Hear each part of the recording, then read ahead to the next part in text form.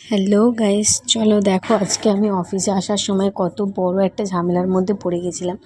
এই যে পুরো রাস্তাটা জ্যাম, আর এই যে রেড কালার গাড়িটা দেখছো, এই গাড়িতে একটা পেশেন্ট ছিল যার জন্য গাড়িটাকে সাইড করে বের করে দিচ্ছিলেন।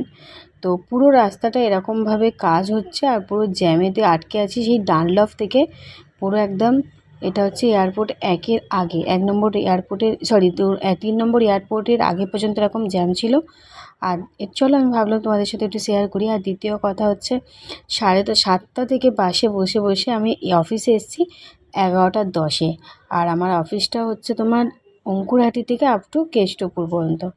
তো এতক্ষণ সময় লেগেছে, ভাবতে পারছো? তোমাদের যারা যারা অফিস যাও তাদের যাওয়ার পথে কি এরকম কোনো সমস্যা হয়? কমেন্ট করে জানিও কিন্তু।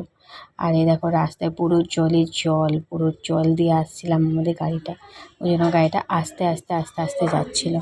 চলো টাটা, বাই বাই।